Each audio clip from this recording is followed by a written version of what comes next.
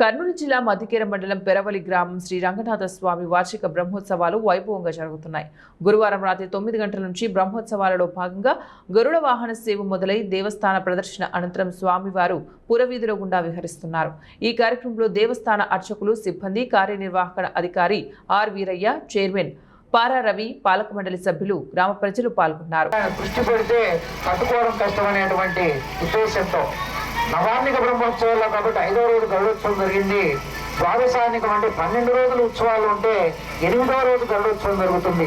ఇవి ఎక్కడైనా సరే వరుసగా వస్తాయి. గరుడ గజ రథ ఇవి మాత్రం మారవు.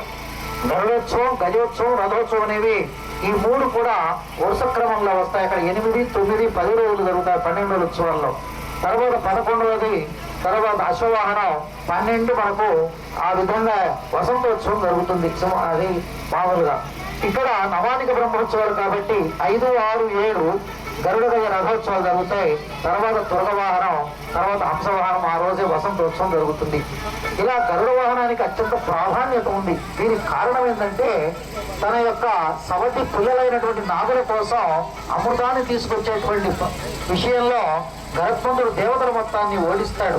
అప్పుడు శ్రీ మహావిష్ణువు తారసపడతాడు. ఇంతటి బలవంతుడు నాకు వాహనం అయితే బాగుంటుందనుకుని తన వాహనంగా స్వీకరిస్తాడని మనకు పురాణాలు చెప్తున్నాయి. అందుకే గరుత్మంతుడు అంటే శ్రీ మహావిష్ణువుకు చాలా ఇష్టం. అత్యంత బలశాలి అయిన గరుత్మంతుడు. ఆయనకు తగ్గటువంటి బలం ఉన్నటువంటి వాళ్ళు ఎవరు కూడా ప్రపంచంలో మనకు ఎక్కడా కూడా కనిపించరు. పక్షి జాతిలో ఆయన ఒక రాజు లాంటి వాడు, పక్షిరాజు.